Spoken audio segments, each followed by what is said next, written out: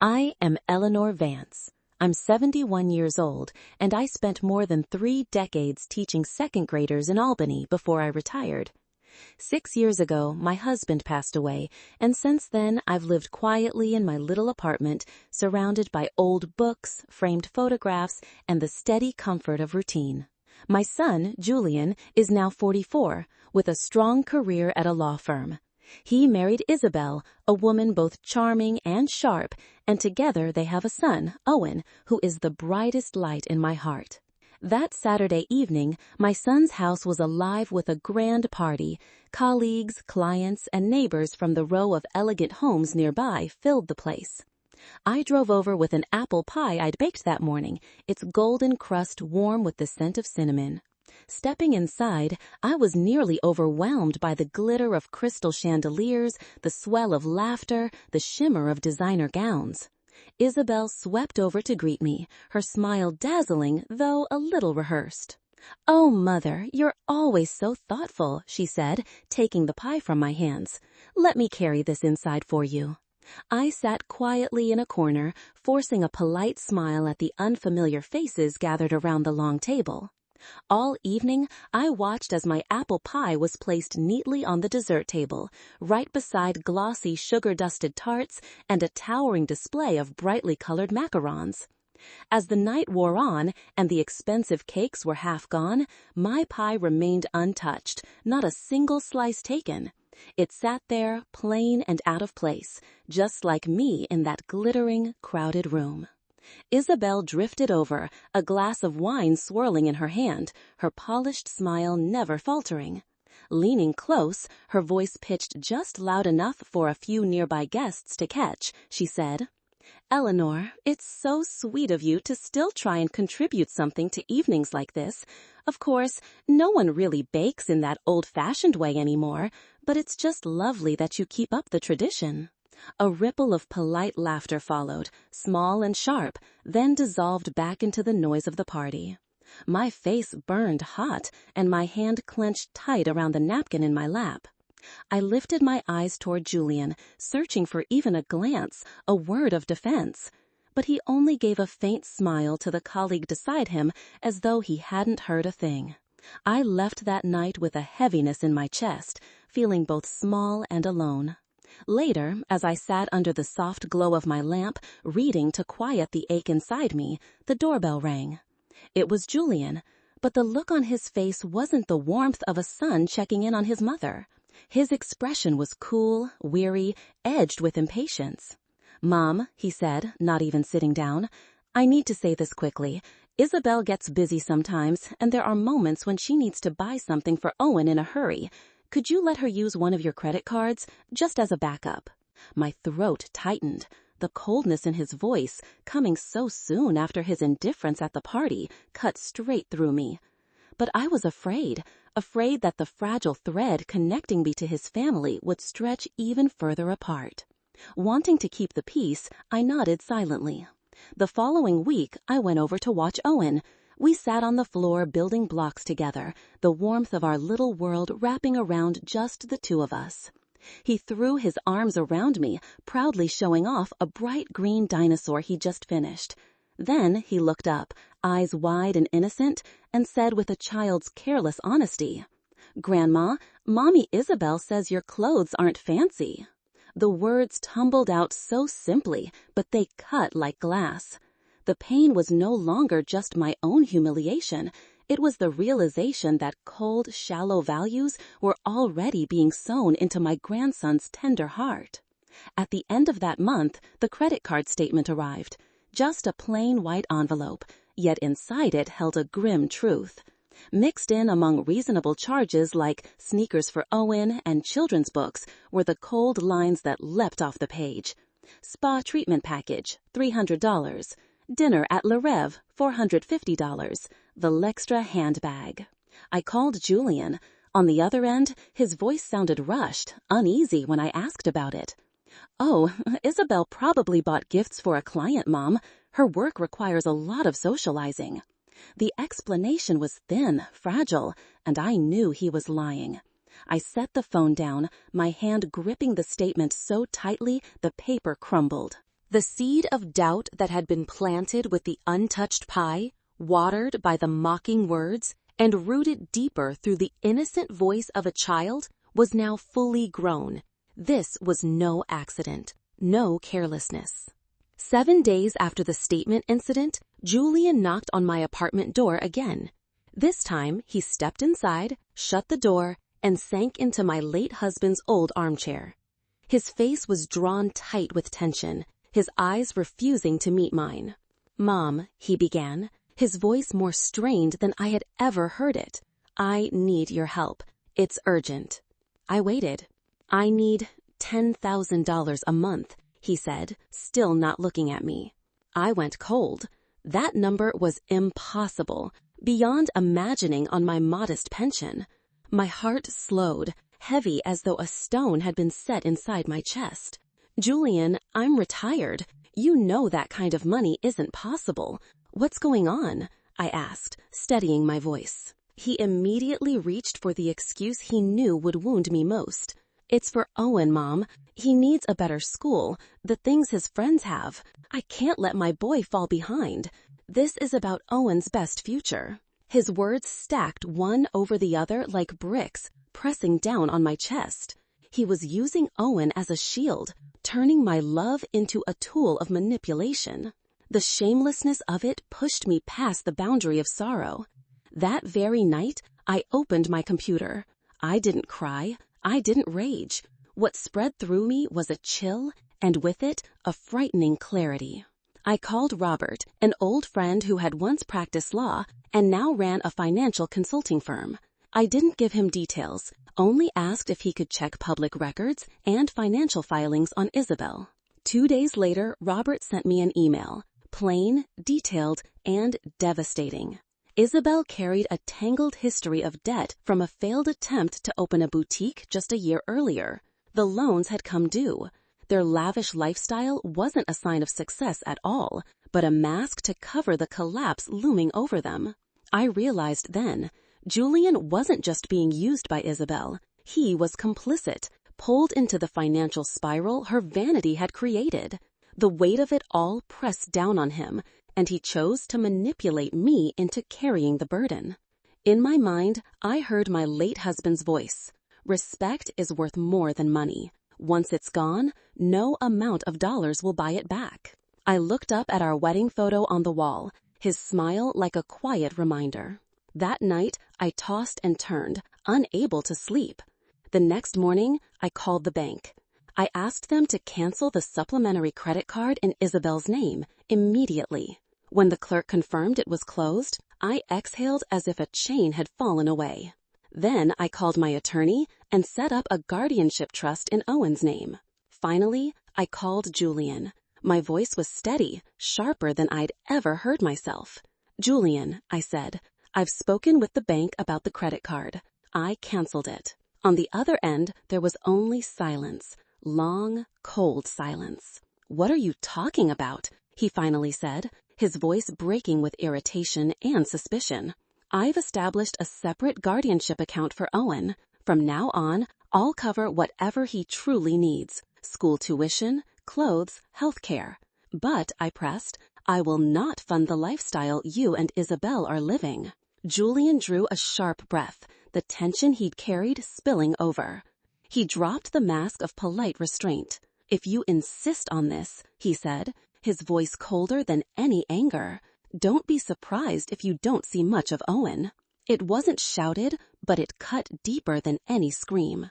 He was using my love for my grandson as a threat, turning the child into a hostage. I sat at the kitchen table, my hand trembling against the wood grain. I felt myself nearly shatter, yet I did not fall. I knew in that moment I had chosen respect over silence. That evening, Isabel showed up at my door without warning. She no longer carried her usual charm. Her eyes flashed with anger and panic. She sat down, her voice sharp, her words blunt. "If you insist on controlling the money through that guardianship account, then you'll have to accept that you won't be seeing Owen much." I looked straight at her, not flinching. "Respect doesn't come from money, Isabel. It comes from truth, from keeping promises, And from raising a child to know that love is not a transaction. I paused, holding her gaze. Owen needs a grandmother, not a wallet, and I will not pay to buy my place in his life. For a moment, Isabel froze, caught off guard by my calm resolve. Then she rose, gathered her handbag, and left, trailing the cold scent of her perfume behind her. I sat in the silence of the room, motionless. Deep down, I knew what I had done was the only way forward. I could not allow my grandson to grow up believing that material wealth was the only measure of worth, just as his parents had come to believe. A few weeks after that tense exchange, I received an invitation to Owen's 7th birthday. The card glittered, elaborate and ornate, hardly what one would expect from a family teetering on the edge of financial collapse. I realized this wasn't just a birthday party. I arrived on time. The house was once again dressed in splendor, but this time I could sense the tension humming beneath the shine. Julian avoided my eyes, while Isabel wore a stiff, practiced smile. Her parents, the Dubois, were there as well, polite, gracious, seemingly unaware of their daughter's true situation. I brought Owen a gift, simple but filled with all my love, a collection of classic children's books I'd spent weeks finding, along with a small telescope so he could look at the stars. Owen squealed with joy, throwing his arms around me. But Isabel's reaction was different. As everyone gathered in the living room, she lifted a glossy wrapped box, inside the newest video game console, and with a sideways glance at my gift, she let slip a line soft in tone but laced with venom. Kids these days need modern things, Mother. Books are fine, but they don't help them fit in with their friends. That was the final straw. Isabel's remark wasn't just a jab at my gift, it was a dismissal of the very values I had spent my whole life nurturing. I glanced at Julian. He sat in silence, head bowed, pretending not to hear. His complicity in that silence was crueler than Isabel's words. I wasn't trembling anymore. Instead, a cold calm washed over me. I set my glass down on the table. The sharp clink of glass on wood cut through the chatter. Every eye turned toward me. I looked straight at Julian, my voice not loud but clear enough to carry through the hushed room. Julian, perhaps you'd like to explain to your in-laws why you've been asking your retired mother for $10,000 a month when you and your wife are still earning money. The air froze. I could hear the faint clatter of a spoon dropping at the far end of the table. Julian's head snapped up, his face drained of color, his eyes wide with panic. Isabel's parents turned toward him, their expressions clouded with confusion and suspicion. I didn't give him the chance to stammer. I shifted my gaze, sharp as steel, onto Isabel. My tone stayed calm, but it cut like a blade. And Isabel, I imagine even that much wouldn't be enough to cover the debts from your failed boutique, would it? I reached into my handbag and drew out a slim folder, neatly clipped. I laid it flat on the table before them. The papers hit the wood with a dry slap. I've seen it all, every bill, every loan. You can't keep hiding forever. Isabel broke down, sobs bursting from her as her shoulders shook. She turned toward her parents, her voice small, broken. I didn't mean to. It's not what it looks like. Julian shot to his feet, stumbling toward me. His hand lifted as though to grab my arm, but froze in midair. His eyes wavered, torn between shielding his wife or standing by his mother. I saw the weakness in him as plain as day. He turned back toward the guests, desperate to salvage the moment, his voice trembling and rushed. Please, everyone, don't pay this any mind. Maybe my mother is just upset that I don't visit often. She's mistaken. But his excuse only fueled the whispers spreading like wildfire around the table. All eyes fixed on the folder still lying there, a stain that couldn't be covered. I drew in a deep breath, fighting the fury tightening in my chest. Then, without looking back, I turned and walked out. My steps were firm, not from weakness, but from the anger rising within me. A lifetime of love felt eroded in that moment, and I knew I couldn't bear to stay in that house a minute longer. The explosion at that birthday party set off a true earthquake, and its aftershocks lasted for months. My words hadn't just shattered the polished facade Julian and Isabel had built. They lit the fuse on a collapse that could no longer be avoided. The Dubois family, once they learned the truth, cut off their financial support for their daughter's fabricated lifestyle. Rumors of Julian's shaky finances spread, and his reputation at the law firm took a serious hit. He didn't lose his job, but he was demoted, his bonuses and perks stripped away. The suburban mansion went up for sale. The luxury cars disappeared. The perfect veneer was gone. What remained was a harsh, unvarnished reality. I kept my distance. My heart ached for my son and my grandson, but I knew my silence was necessary. I reached out only through the guardianship trust, making sure Owen lacked nothing he truly needed. I heard here and there that they had moved into a small rented apartment on the other side of the city. Autumn slipped by quietly. Then, one late afternoon in November, as the last leaves fell past my window, the doorbell rang. It was Julian. He wasn't in an expensive suit anymore, just a worn sweater and jeans. He looked thin, tired, but in his eyes there was no longer that evasive shadow. He stood at the doorway for a long moment before finally speaking, his voice hoarse. "Mom," he said, "I'm not here to ask for anything. I just wanted to say, I'm sorry." Tears rolled down his cheeks, tears of real remorse, not helplessness. I let fear, vanity, and the weight of money turn me into a coward. I used you, and even used my own son to cover up my failures. I'm sorry for the pain I caused you. I said nothing. I simply opened the door wider, and for the first time in months, my son stepped into my home, not as someone demanding, but as someone finally coming back. That Christmas Eve, snow drifted softly outside the window. My small apartment glowed warm with golden light, the scent of ginger cookies filling the air. Julian, Isabel, and Owen came for dinner. Isabel no longer wore silk dresses or glittering jewelry. She sat in a simple sweater, her face bare of heavy makeup. The proud elegance was gone, replaced by weariness and a deep sadness.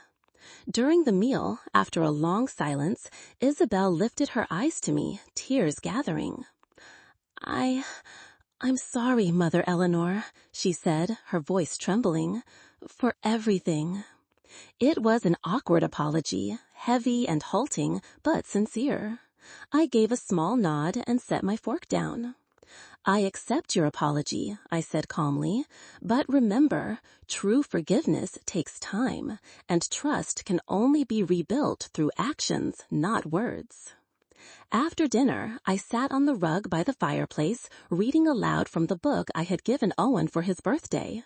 My voice carried the tales of adventures in faraway lands. Julian and Isabel stood quietly at the doorway, watching.